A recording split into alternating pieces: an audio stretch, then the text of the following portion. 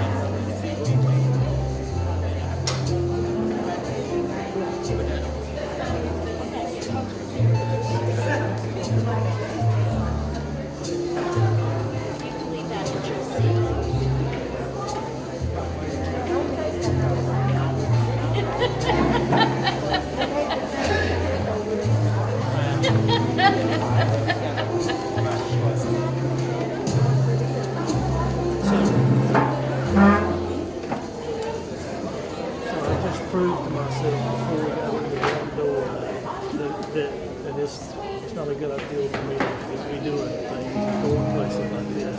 Did you hear what happened? Yeah, I understand. You know, if the rules say you don't talk about it, but the guy behind me said, "Oh, well, they're, you know, some he's." He said, you know that they don't allow them to do that, but the bylaw or the rules or the bylaw have an exception for it. And the policeman said, oh yeah, I know that. So I looked at him, I said, so we know what the damn rules are, we're just going to follow them.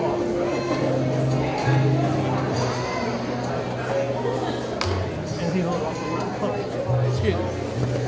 You were in line in front of me and they made you take a pocket up. Yeah.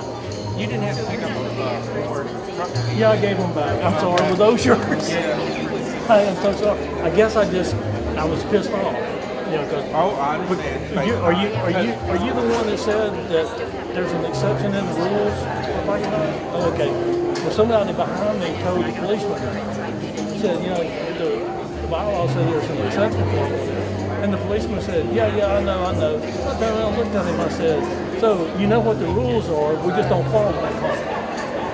Anyway, I guess I grabbed my keys and they were all in a pile or whatever, and I grabbed those too. But they asked me about them and I gave them back to the lady. I'm so sorry. I apologize. It's not your fault. Voila. Yeah. Yeah. Thank you very much. Young man right there have Yep. it. Yep. It's all good. Yes, All right? it is. Thank you very much. No problem. To me, that's typical of what's happening in our country today. Everybody knows what the rules are. They're not following the Constitution or anything else. You know, they know. Good evening. The time is 7:03 p.m. and I would like to call to order the November meeting of the Southampton County School Board. We have 8 of our appointed members present, so we do have a quorum. We need to approve the agenda, but I would like to add an item to the agenda. Under closed session, I would like to add item G, legal matter, under closed session. Is there another board member who would like to add an item to the agenda tonight?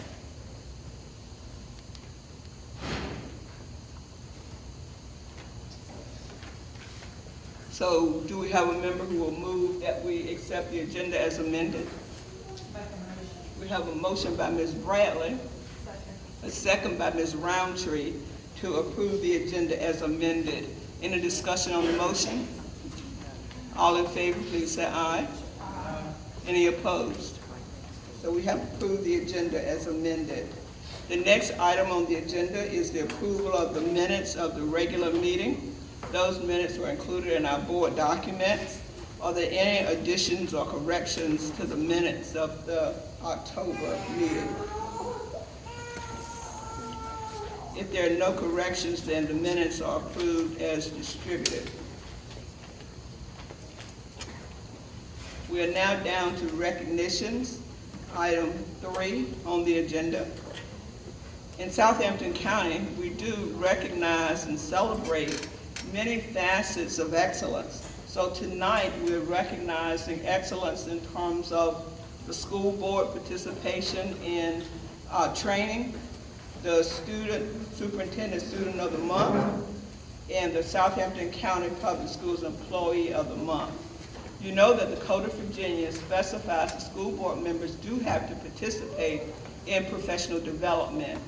We participated in professional development through the Virginia School Boards Association, and the Virginia School Boards Association awards points based on the number of activities and trainings that we participate in.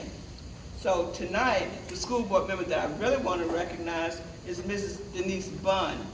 Ms. Bunn is getting the Award of Achievement, and she gets the Starfish Award because of the number of events and the number of trainings that she has participated in. So Ms. Bunn has 84 credits in a 2-year time period, meaning that she's been to most of the VSBA training. So Ms. Bunn, I want to present this certificate to you.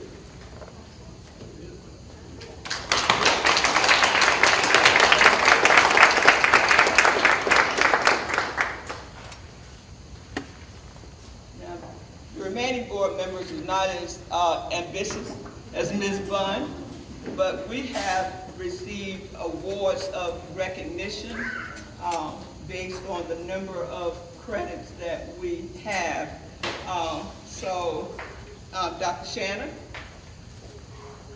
because the superintendent also attends the trainings. Mr. Smith? Thank you. Mr. Scott?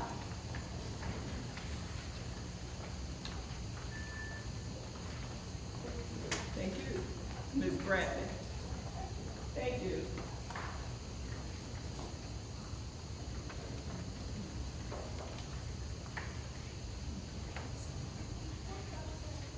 So thank you, school board members, for all of your hard work and for your dedication to receiving training. The next item on the agenda is the Superintendent Student of the Month. So Dr. Shannon? Good evening, everyone. The highlight of our board meeting is our students and our parents. And so tonight we're excited to recognize our Students of the Month. These students have displayed excellence within our schools as well as our communities. And so tonight we'll call their principals up, and their principals will share with you who they are and also why they were selected as Students of the Month. We will start with Ms. Natasha Rose from Capron.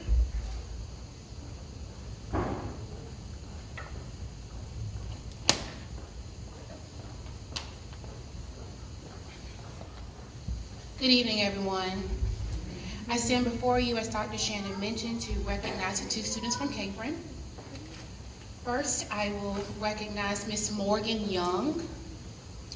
Miss Young was unable to be with us on tonight, but she was selected for Student of the Month because she demonstrated being responsible. She had a new pre-K student who was riding her bus, and she took it upon herself to be sure that that pre-K baby made it from the bus port into the cafeteria for breakfast in the morning, and then in the afternoon took that student by the hand and ensured that they got back on the bus in the afternoon, and that really stood out to me, so that's why I chose Morgan Young, and she is a first grader.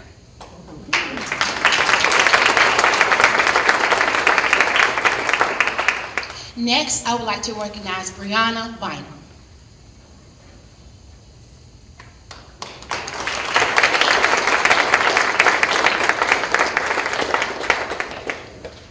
Bree is a 5th grade student at Capron Elementary School, and she demonstrates all of our PBIS expectations. Bree is on target, ready to go at all times. Her students say how well mannered she is. You can find her reading, She's also a softball player when she's not in the classroom. So she's maintaining high academics and is also active outside of school, so that is why we chose Bree as our Student of the Month at Capron.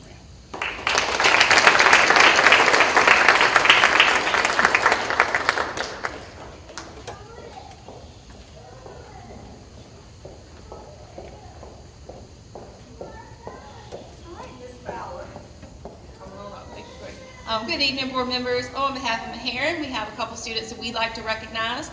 First student I'm going to call up is Miss Sanaya Ivy. So come on up, Sanaya.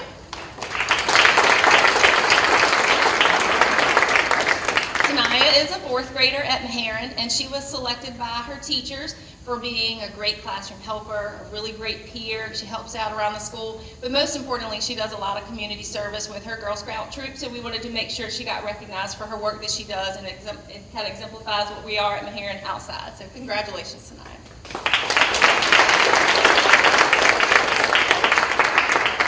My next recipient is Brantley Bennett. So come on over.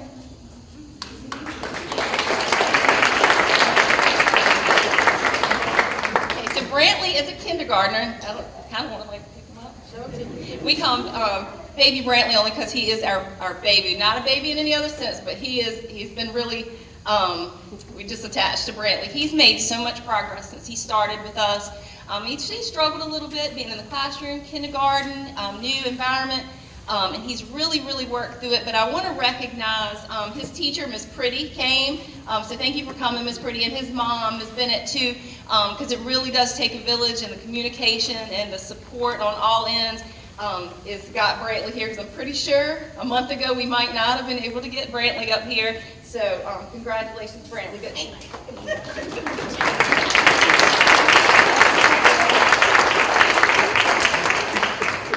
Mrs. Gillette will present for Nottoway.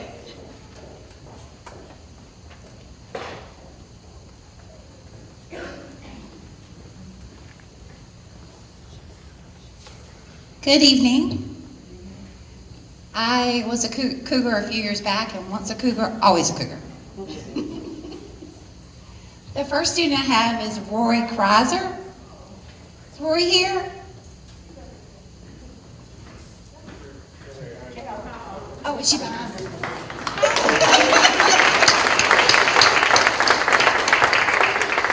So I learned a lot about Rory. She's a new cougar this year. She's in kindergarten, and I've told that she has excelled at her academics and with making new friends, and she's transitioned so well, and we're proud to have her as a cougar. Thank you, Rory.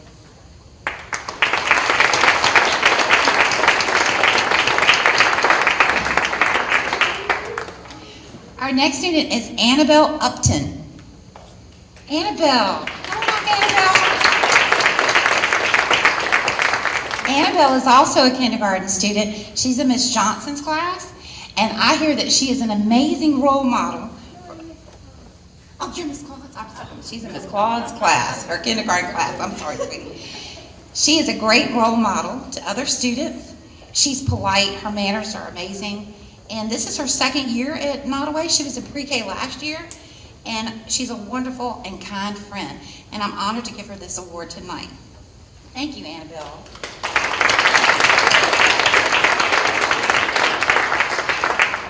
All right, Mrs. Raley and Mrs. Wofford.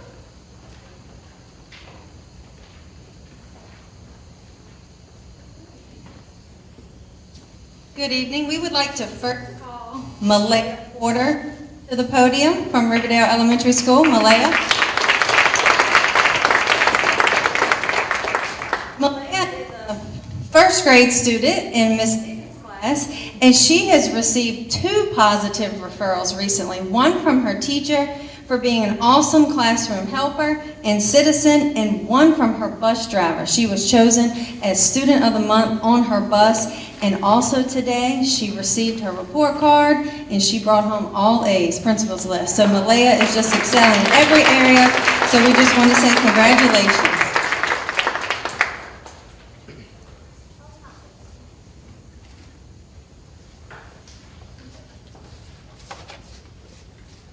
Good evening. Next, we would like to call up Claire Jarrett.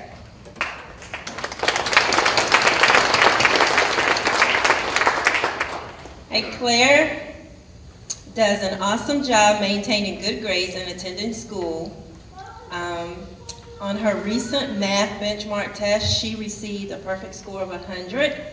And with all that she does to maintain, she is a type 1 diabetic and has learned to manage that in her daily schedule. Congratulations, Claire.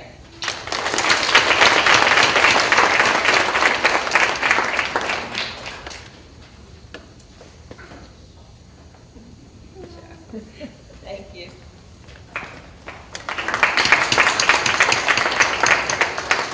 All right, Southampton Middle School. We have Mr. Barfield, Mr. Jenkins, and Dr. White.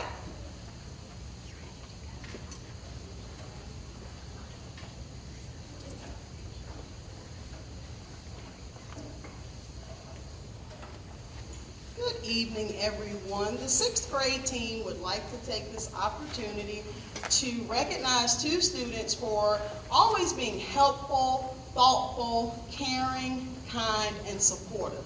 And these 2 students are Miss Lainey Butler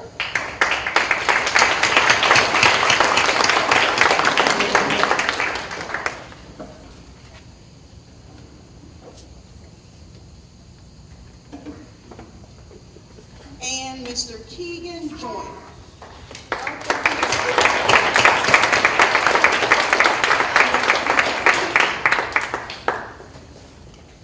Good evening.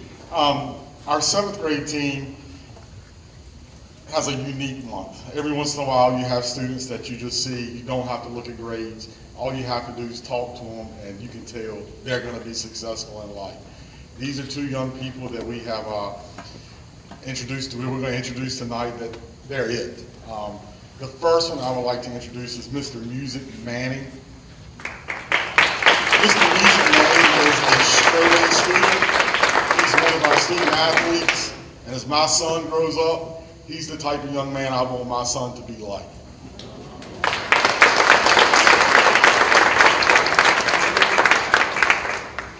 And the next young lady has probably one of the best personalities I've ever seen in a middle school student. Makes wonderful grades, which is an asset as well, but her attitude and her demeanor every single day, regardless of what the day brings, is what amazes me, and that's Miss Adeline Maynard.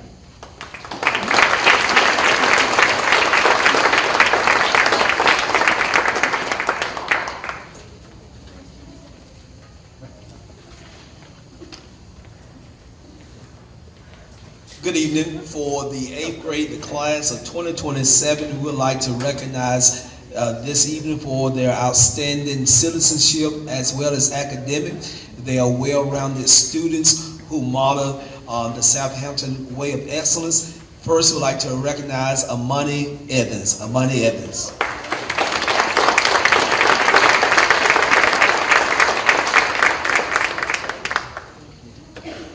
Also, we'd like to recognize Matthew Yoder. He's unable to attend tonight. Matthew Yoder for his outstanding citizenship as well. Thank you. All right, next we have the high school. Dr. Blunt.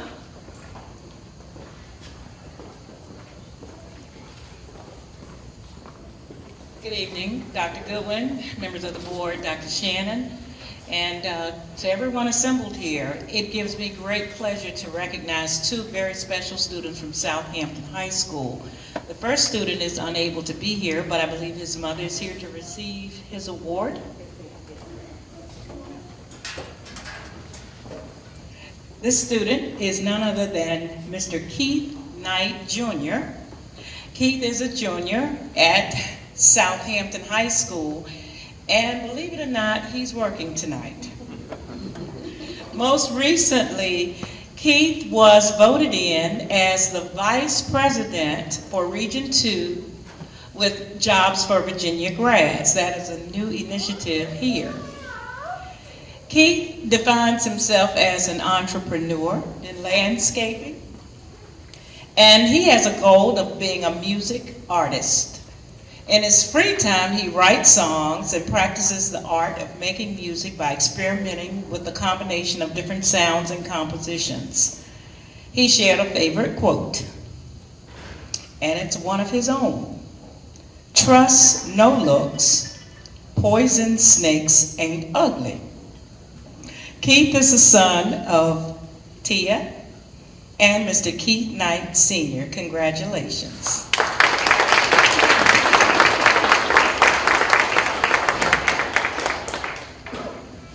And our second student is also a junior, and it's none other than Miss Jemiah Butler.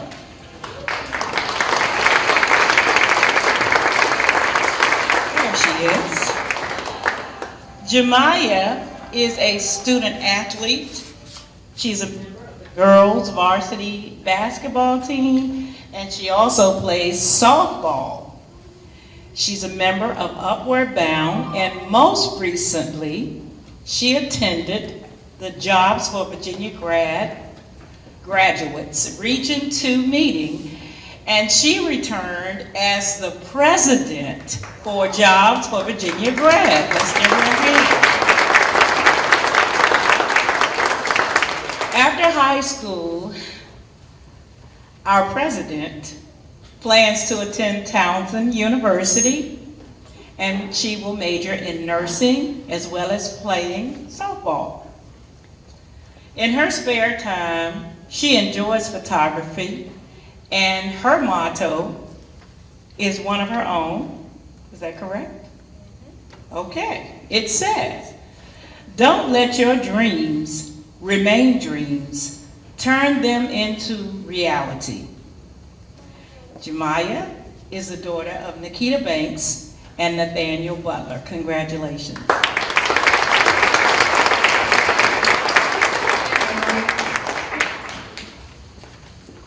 On behalf of the entire Southampton County School Board, I want to thank the parents and I want to congratulate the students. The next item on the agenda is the Employee of the Month. Shannon? Yes, in addition to recognizing our students, we are also recognizing our wonderful employees. And this month we will have Mr. Grant, who is the coordinator for Human Resources and Marketing, to make the presentations regarding our employees.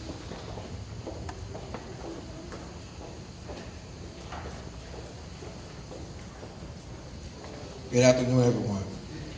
It is my privilege to stand before you tonight to recognize some of the employees who make Southampton County what it is. Last month, we had the privilege to share with them and to thank them for the job well done. On behalf from Capron Elementary School, we have Mr. Charles Cooper, and who is a security officer, and Ms. Tiffany McGee, who is our 4th grade teacher.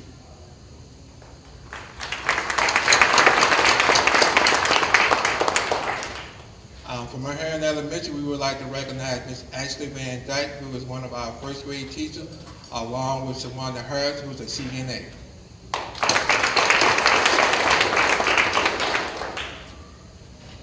From Nottaway Elementary, we would like to recognize Ms. Anita Lee, who's a 4th grade teacher, along with Ms. Tanya Quinn, who is one of our paraprofessionals.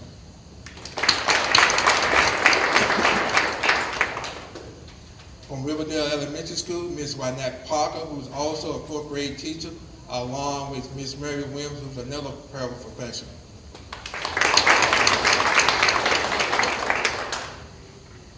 From Southampton Middle School, we'd like to recognize Ms. Laura Hatch, who's a 7th grade English teacher, along with Ms. Susan Latimer, who is one of our bookkeepers.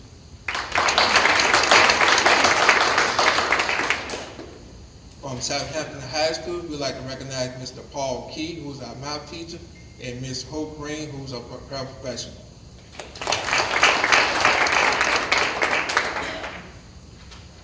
For auxiliary service and transportation, we'd like to recognize Mr. Kenny Dodd, who is our bus garage supervisor, and Ms. Rita Santiago, who's one of our bus drivers.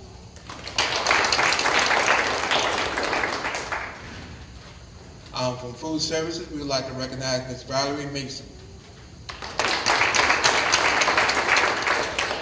And for principal of the month, recognize Dr. Michelle Blunt.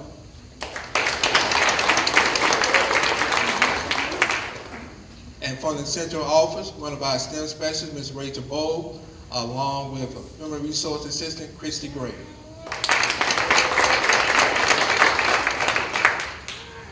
We would like to thank them for their dedication to students of the Southampton Public Schools. This is just a small example of what we have here. Let's hope they continue the good work, but there's more to come. Thank you. And I do want to add that Mrs. Latimer is in the audience. So Ms. Latimer, would you please stand?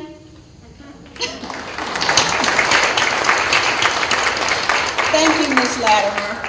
And one last thing is we have Mrs. Willow Bellevue. Ms. Willow Bellevue, would you come forward? Mrs. Bellevue is our new coordinator of marketing. So I just wanted everyone to know who Mrs. Bellevue is. Her background is in journalism, and she's working on her doctorate, I think, in like strategic planning. So thank you so much. All right.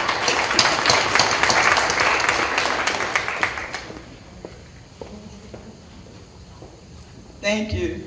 And if you haven't seen the work, the first issue of, Dr. Jane, you want to talk about it? Yeah, actually, Mrs. Bellevue put together our newsletter in record time, but I want to make sure that I give proper credit. So the team started on our newsletter before we hired Miss Bellevue, and Miss Kelly Gillette was very instrumental in creating the s'more version of the newsletter.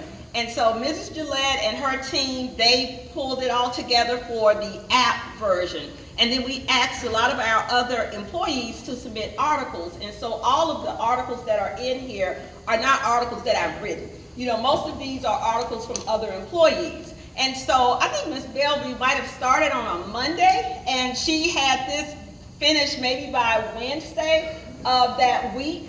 And she really did. She's really good. And today they sent it off and got it printed appropriately, and so we now have the printed version, and we want to thank Richwood Graphics for printing this for us. So thank you so much, Miss Willow, for doing this in record time, and we will have one of these every month now for the public. Thank you. Thank you.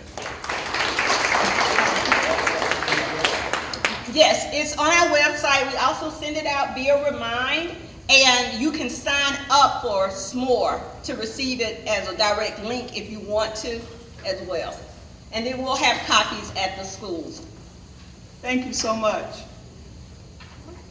We are now down to the public comment period. Although Virginia law does not require us to hold a public comment period, our school board chooses to do so because we believe it is important for us to hear from our community members. We value public participation, and we recognize the importance of receiving public input on issues affecting the education of children in our county. The public comment period is a time for citizens and residents to express their views in order to inform the Southampton County School Board. Therefore, the school board does not respond to comments or answer questions during the public comment period. People who wish to address the school board are encouraged to follow a few guidelines. First, members needed to sign up prior to the start of this meeting. Second, each individual has 3 minutes to speak. We do have a visible timer to make sure that speakers can keep up with their time, and speakers cannot yield their time to increase the speaking time of another audience member. Speakers should address their comments to the board, not to the superintendent or other audience members. And we also ask that audience members refrain from comments and demonstrations such as booing, hissing, or clapping. Tonight we had no person sign up for public comment period. So then we need to move now to item 5 on the agenda, which is matters from previous meetings. And the first item under matters from previous meetings is the use of the Fresh Start Center. Dr. Shannon? Yes, ma'am. As you know, the Southampton County Board of Supervisors entered into an agreement with us regarding the use of the Fresh Start Center. Is Mr. Brian Thrower present? Okay, so he's not present, but he and I, we met to discuss them continuing to utilize the building. They have run into some snags with the erection of the new, well, I guess the renovated courthouse, and they want to extend the current agreement out for 1 year.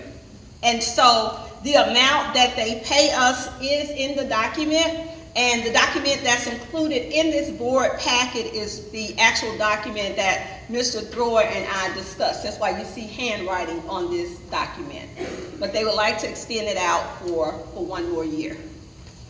And this item does require board action, right? Yes, it does. Okay. So what's your thinking, board members? I make a motion that we extend it for another year. So we have a motion by Ms. Bradley, Second. a second by Mr. Smith. Any discussion on the motion? All in favor, please say aye. Aye. Any opposed? Then we have approved to extend the lease of the Southampton County School, the Southampton County Board of Supervisors to use the Fresh Start Center for an additional year. We're now down to item 6, action items. The first item is the financial report and payment of bills. Dr. Shannon? Yes, ma'am. Ms. Carr is on her way to present that to our board. Ms. Carr.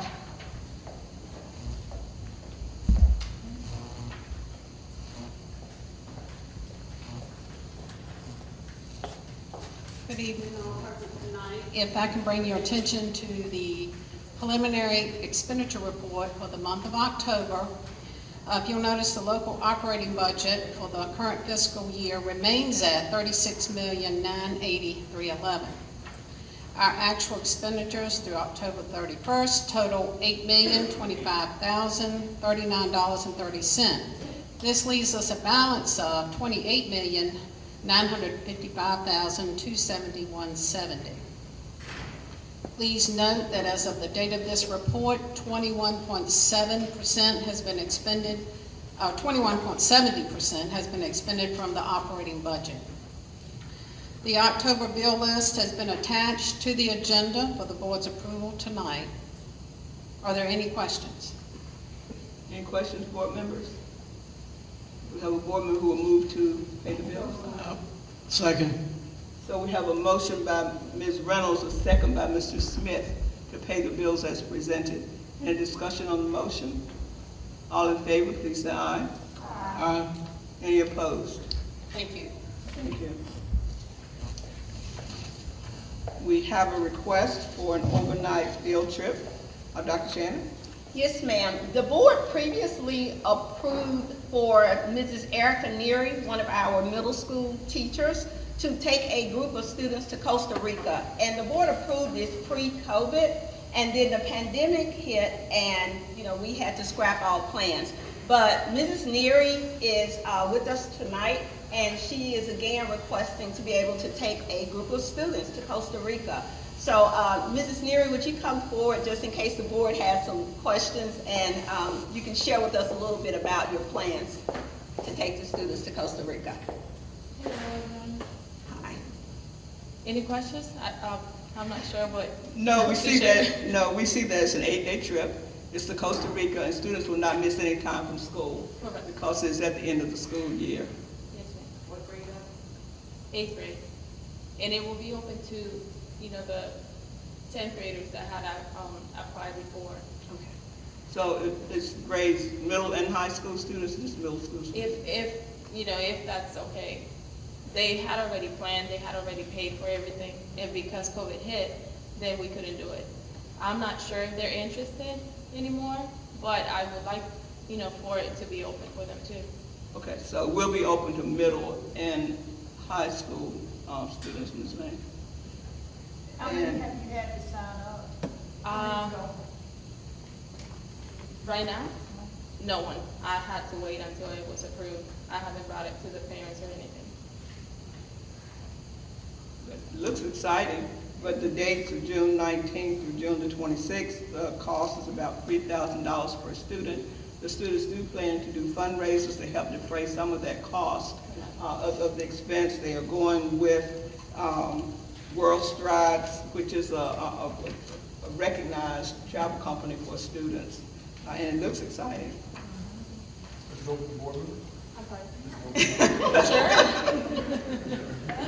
Say about the plane trip, you know, most of our students anywhere have not been on a plane. So this will be a great experience for them to be on the airplane. And they're very good. The information looks as though World Strides specializes in educational opportunities. Yes, ma'am. So there's something planned that looks like each day. Yes, Yeah, so it is an educational trip, it's not a vacation, so you're right. We have promised chaperone. I'm sorry. Promised chaperone. Actually, it's open for the parents too, so. So I guess they're asking the board members go. So Yeah, if you board pay, members. if you pay, if you pay your $3,000, you can go. Thank you.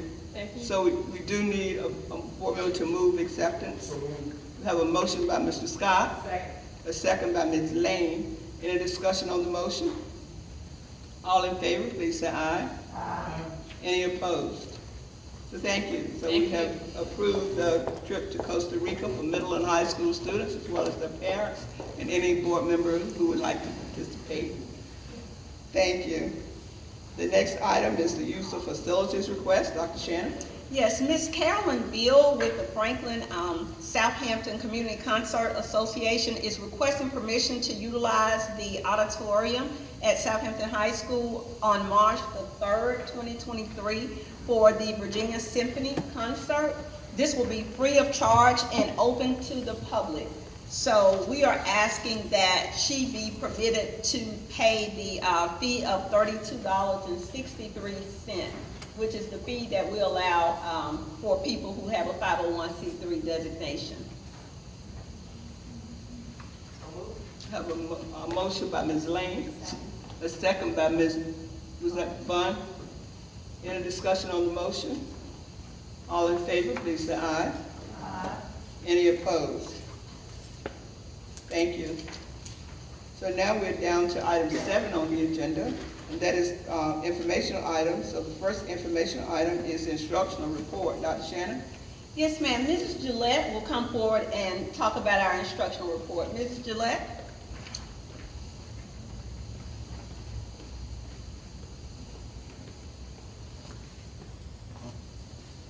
Good evening again. I do have the November instructional report. Items we'll be discussing tonight are the VDOE Bridging the Gaps, professional development, the Title I Family Nights, and dates to remember. For Bridging the Gaps, the VDOE has an initiative they put forward this year, and Southampton County Schools is one of 25 school divisions in Virginia that will participate in this pilot. We will work with the VDOE and other school divisions to look at our data and dig deep. We will create individualized student plans for academics for students that aren't meeting the benchmarks. The VDOE will provide professional development with teachers and staff on how to communicate with parents and students about where students are academically and steps that we'll be taking to make sure the students get back on grade level. This is in response to the pandemic to bring our students back to where they were before and move them forward. And you can see these are the 25 school divisions, and Southampton we're very excited to be included. And this is just a little more information. We talked about being the pilot. And so we're excited to be able to jump on next year because it will be implemented in all school divisions. We had professional development on November 7th, which was last Monday. We had it in tiers because, you know, our secondary schools get out at 12 and then elementary gets out at 1:15. So we had special education do an overview. Ms. Norma Jones and Amisha Warren presented the overview, and they discussed all kinds of information as far as eligibility and timelines, your IEPs, who to report to, collaborating with staff, and I think they did an awesome job and lots of great information. It was a follow-up to our professional development that we had in August, where we had Jason, a lawyer, come in and talk about special education law. We also had Ms. Harris Muhammad. She presented social emotional support for staff and students. And like I said, all teachers and paraprofessionals and admin were included. And she discussed ways for teachers to build relationships with their students, how to handle and cope with stress for themselves, and ways to talk to each other. The teachers were able to share openly, out loud if they wanted to, or share in the Zoom box that we had with the chat.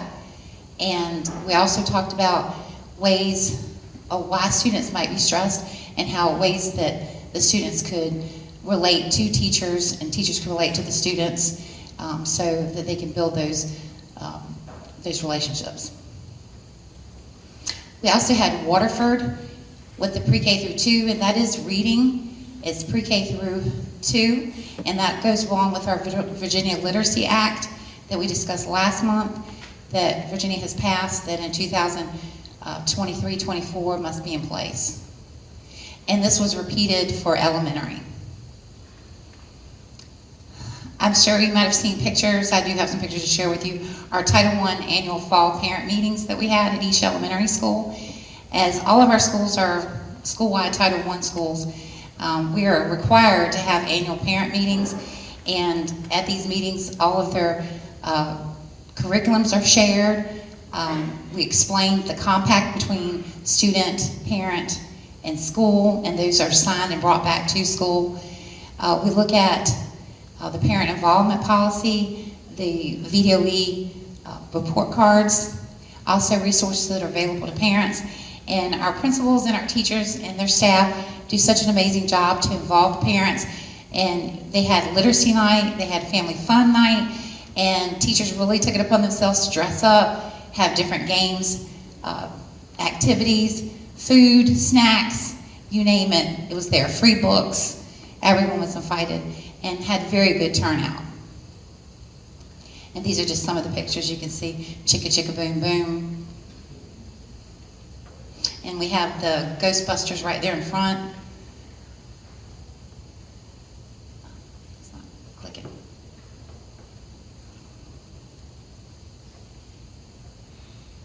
I think my battery's out now. Okay. Let's get this okay. Just a couple more pictures. And you can see Miss Lorraine Marine Whitehead presenting. She presented some, but the reading specialist also presented at their school as well.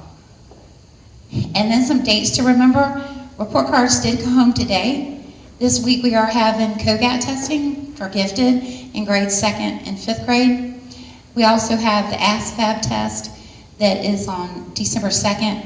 That is during school, and any student that has signed up at the high school can take this test. We also have SATs on December 3rd, which is a Saturday, and ACT, which is December 10th, which is a Saturday, and those are both here at the high school. Do you have any questions this evening? Just one. I know that ASVAB is military. We know the SAT and ACT, but what is the COGAT? The COGAT is a cognitive abilities test, and it goes like with the OLSAT, the Otis Lennon testing, and it looks at verbal and nonverbal testing for students. Thank you. Any other questions from any other board members? Thank you. Thank you. The next item is the maintenance, operations, and transportation report. Dr. Shannon? Yes, ma'am. Mr. Melby is almost at the podium, ready to make his presentation. Thank you, Mr. Melby. Yes, ma'am. Good evening, Dr. Goodwin and board. Thank you so much for tonight. Go through our November report here. All right, so our continuing ongoing projects, we are right towards the finish line with the athletic field lighting. We are waiting on the final transformer from Community Electric to be put in and installed, and then that will be complete. The electric buses, we had one arrive on site. Dr. Shannon did a fantastic job driving the bus. I do have video. But Dominion was on site last week. They put up the final pole. They did a lot of wiring, so just waiting on them for the final commissioning of that, and then our bus will be able to be charged here on site. I actually just reached out again today to Mr. Birdsong and Dominion to find out where we at, because they were here last week for a couple days doing their work. The Community Ed Center building, we're putting out for bid the advertisement for architectural services through EVA, so that we can push forward with that project. We tried to just informally seek out architect advice, and the cost was way up there. So we are definitely going to need to bid this one out. Within the transportation department, we are really starting to feel the squeeze of our low bus driver numbers. We are having more and more difficulty filling all of our spots each day. We are having buses late to school in the morning and late going home in the afternoon. The biggest ones are the morning runs at the high school, because some of them start, right after 6 o'clock. So it's tough in the morning. So we're working to be more strategic in how we deploy our subs in order to try to get everybody and minimize that impact in the morning and get everybody here on time. And I do have to give a shout out to Mr. Kenny Darden. He has been phenomenal. This man gets up at 4:45, gets his bus, and goes wherever we ask him to go. So he has run routes from Ivor down to Branchville, out to Emporia, and all around. So he does that along with his duties within the maintenance garage as well. Maintenance, we continue to monitor and adjust temperatures within the buildings. Now, October was a wild month. We had 90 degrees one day and then 45 the next. So we do our best to maintain the temperatures within the buildings. It does take time for that big building to shift in temperatures. So even the machine will make it shift and start hitting hot air instead of cold air. It still takes time to fill up those rooms with the warm air and get it comfortable. So, but everybody has been very accommodating and knowing as we see changes that need to happen, we make them happen. At the front entrance of the middle school, the west entrance, the way it was constructed, there is a keystone entryway. Well, the middle keystone started to slide. So we saw this. It was a safety hazard piece, so we were able to stabilize it, and then we were finally able to get a mason that could work on that. It's not a everyday trade anymore for a mason. So we have that, and they are repairing that. Now, like I said, we do our best to do all of the needs that we have for our division within ourselves, within the maintenance department.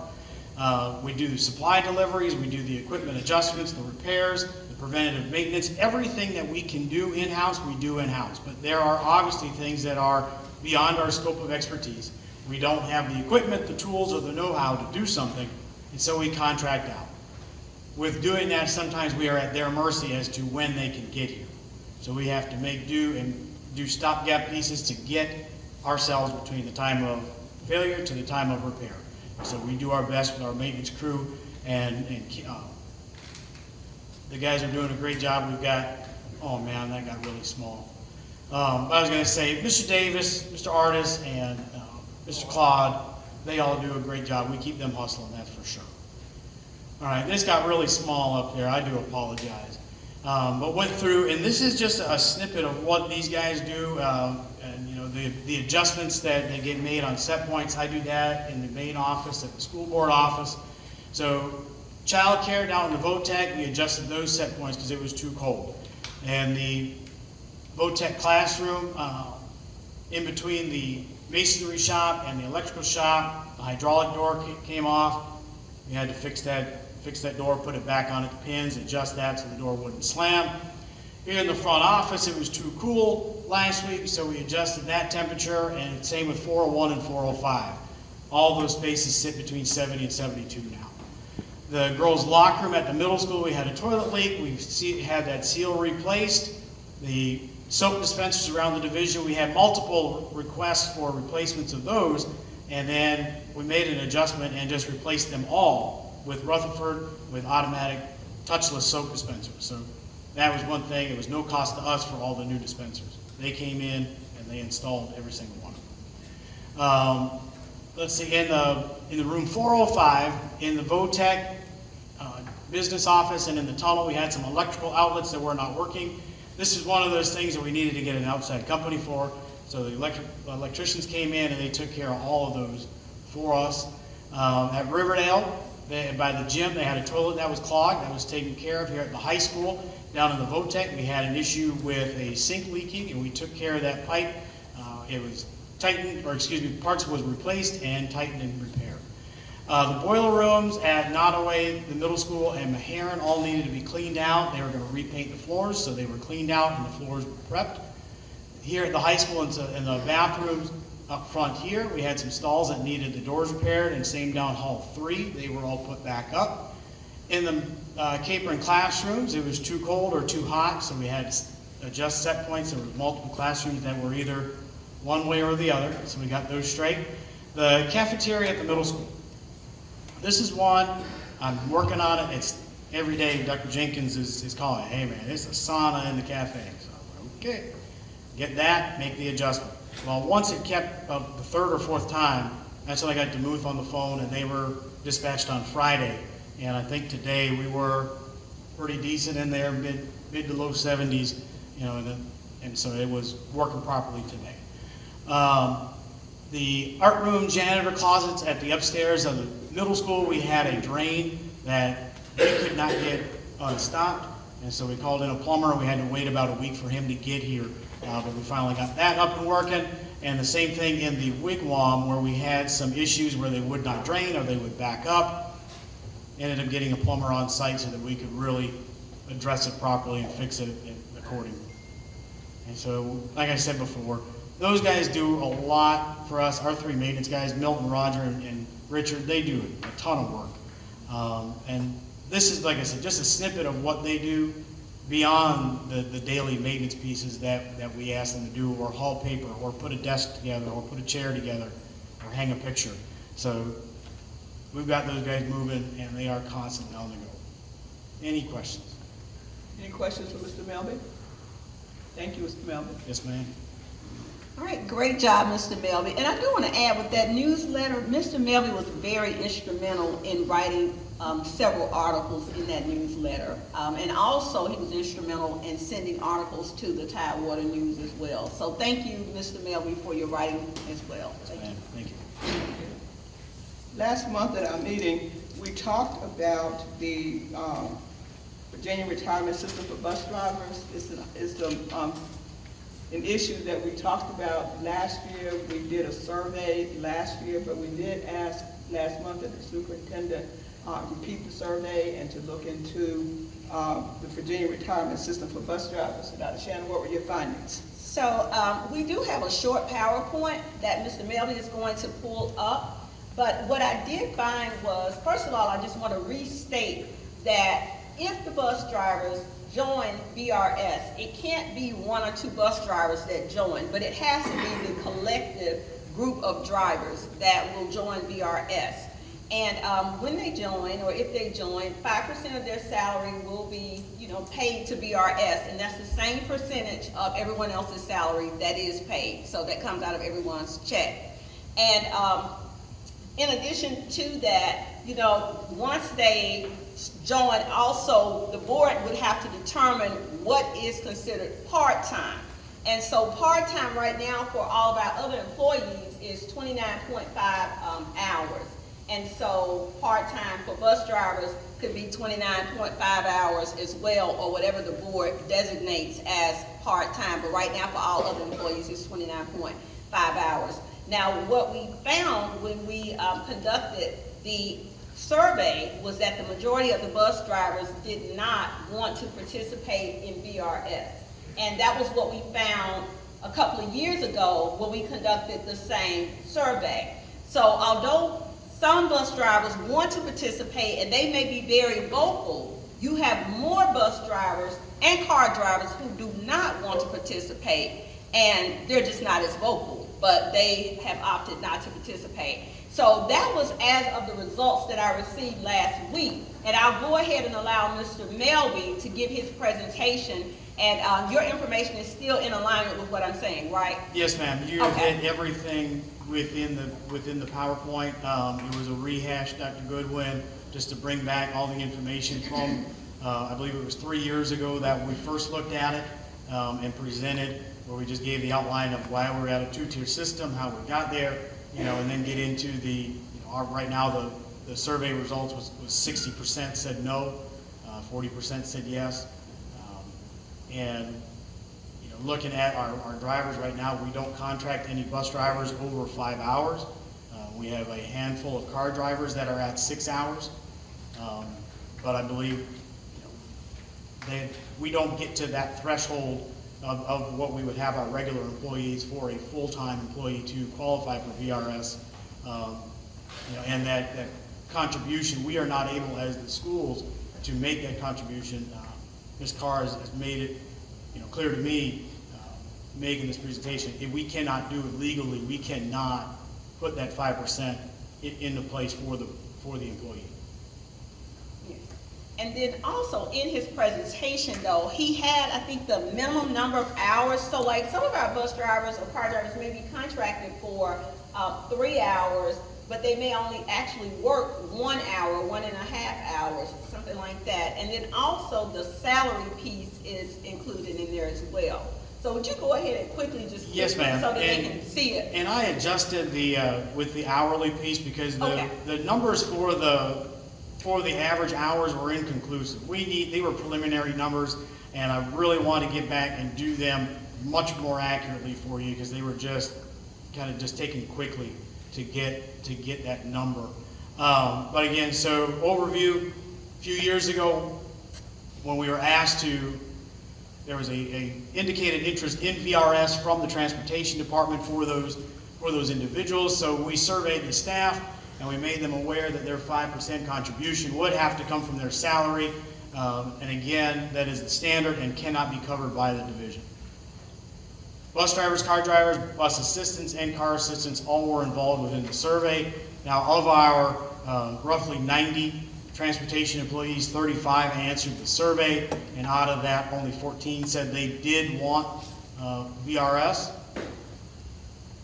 And again, we have six schools within the division. We also transport students to the Governor's School in Petersburg and Norfolk, the special day treatment facilities in Petersburg, Suffolk, and Chesapeake as well.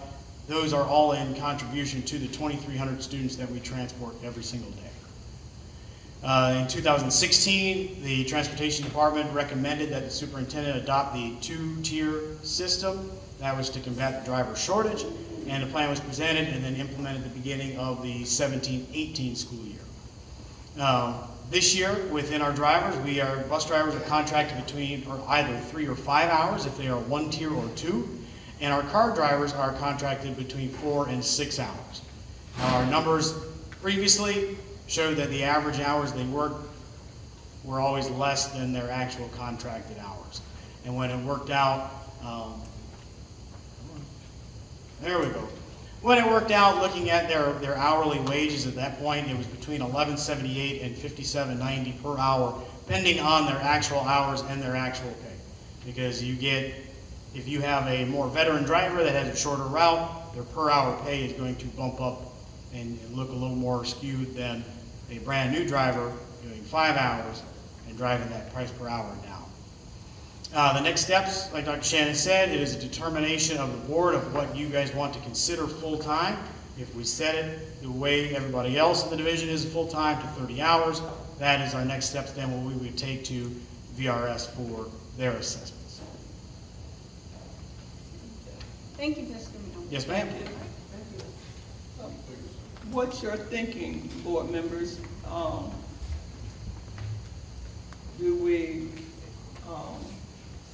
What would you like to see us do now?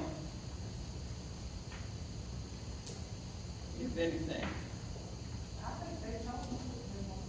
Okay. And we can do it legally. Say it again, Ms. Lane. And we can do it legally. Legally. Do what legally? If we can do this process legally. We can do the process legally, but I guess what we're saying is that the majority of the bus drivers don't want it. So do we just say we conducted a survey and the majority of the bus drivers do not wish to participate? Or do we want to talk about what would constitute full-time? Because right now, in order to be considered full-time, you gotta work a 6-hour day. So that would mean that when Mr. Melby's team starts looking at routes for next year, they would have to do some combining and make some changes to people's schedules to make sure they were contracted for 6 hours a day as opposed to 5 hours a day.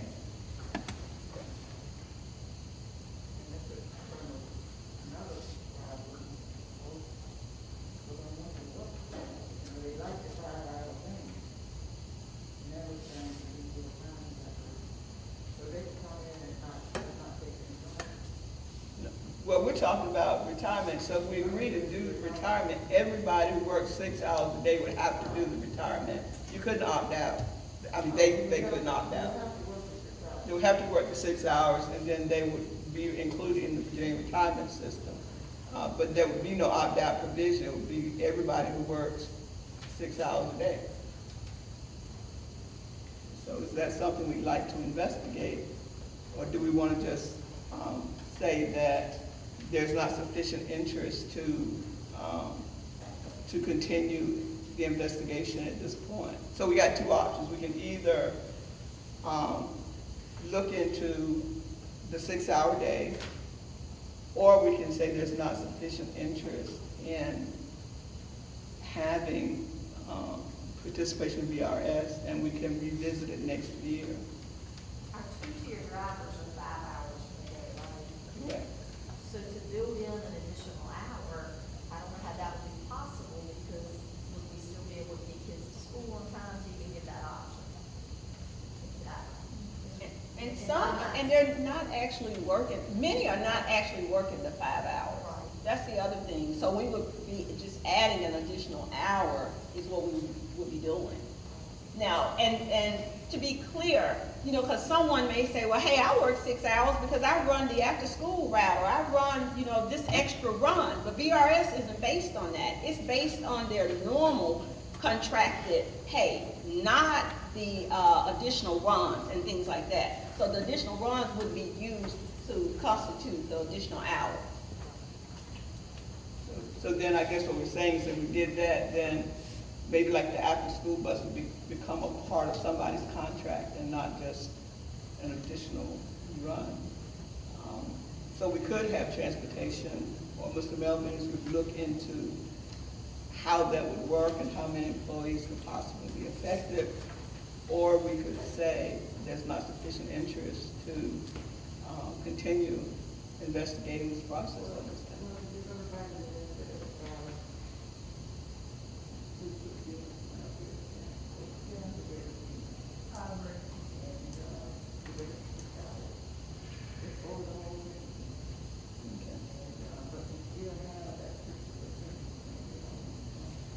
Right.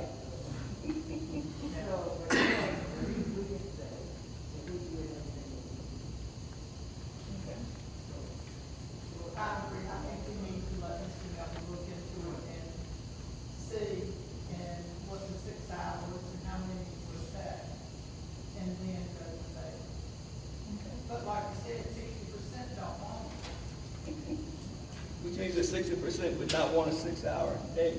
Right. Yeah. But I still think we need to look. So we can say we did everything we possibly could. Well, if we investigated a little further and found out that we could build in, like you said, some of those after-school routes or things like that as part of their contract, then for younger drivers that we're trying to attract, that may give them a reason to say, hey, yes, it actually gives me more work as well as I have an opportunity to participate in VRS. So it may address even the 40% that do want to give them an option. Right, because then they can see that their pay would increase, so. Correct, and I think right now, as we look at the driver shortage, to attract younger drivers that are going to be interested in things like retirement. So, I mean, I think we need to investigate it further.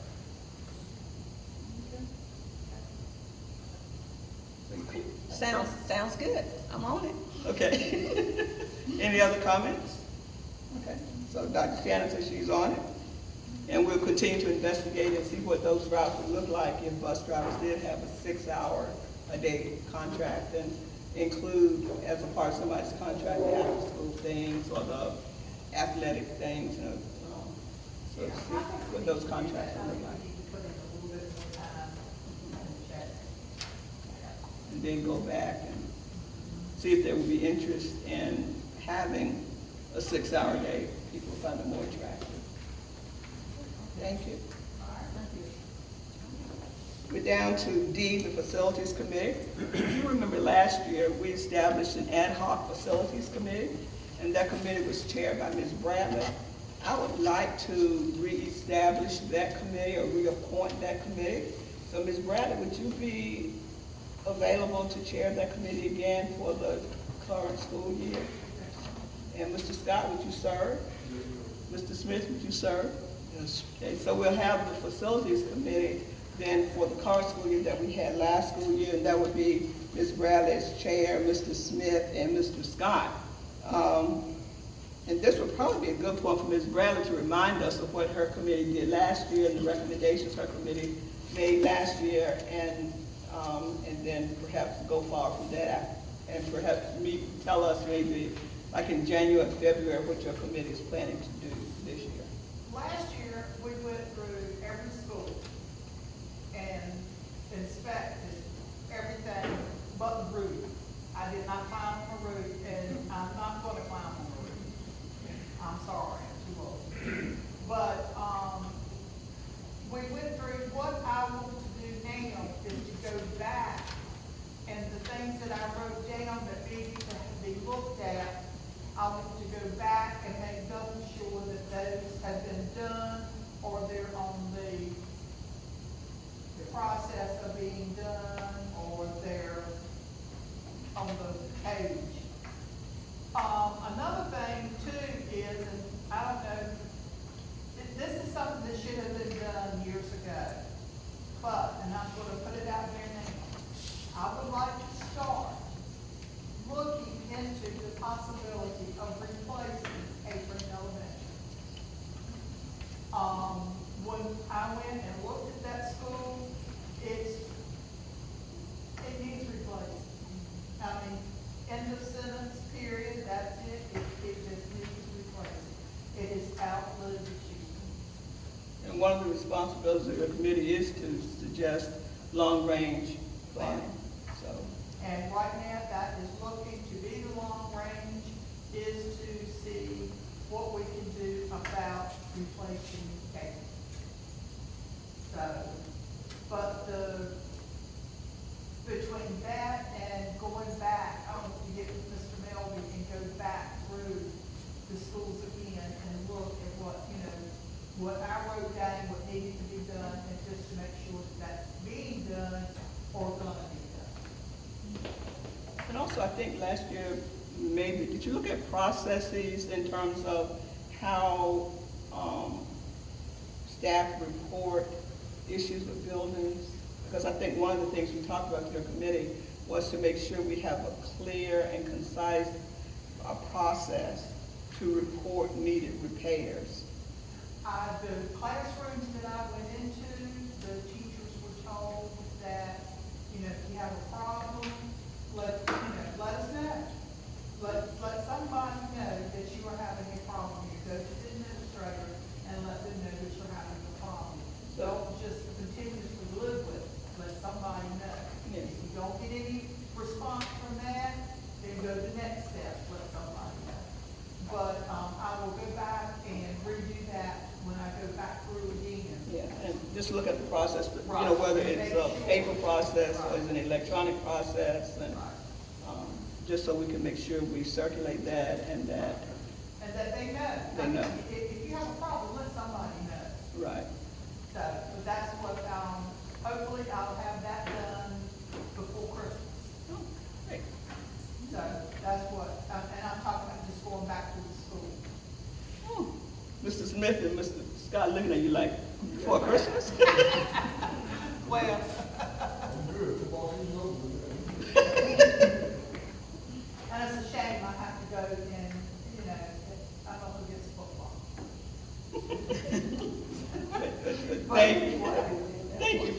chair of the committee. Thank you, Mr. Scott and Mr. Smith, for agreeing to serve on that committee. So we're down to item E, which is the student enrollment report, and F, which is the student attendance report. Dr. Shannon? Yes, ma'am. So we currently have 2,570 students enrolled, and this includes our preschool and our special education preschool students. And the winner this month for both the teacher and student attendance is Southampton High School. The student attendance was 92.35%, and the teacher attendance was 96.73%. So 96%. Wow. Has the flu virus affected any of the schools? I think it has, but they have not said a whole lot about it. Okay, I know some places have, had to close. Yeah, We we're not there yet. Okay. You do have school calendars in your board information. Please look at those calendars, and when your schedule permits, please participate in activities as you are, as your schedule will allow you to do so. So pursuant to section 2.2-3711A1 and 2 of the Virginia Freedom of Information Act, the board, upon a motion and a second, will convene in a closed session to consider the following: personnel appointments, resignations, retirements, and compensation, intra-district student transfers, out-of-district student requests, student discipline matters, and legal matters. After the closed session, the board will return to this area to take any necessary action on the matters discussed in closed session. So do we have a board member to move such? Have a motion by Mr. Scott, a second by Ms. Lane, that the board will move into closed session. We'll go into the teachers area around the corner and have our closed session there. So, and then we'll come back here after we finish closed session.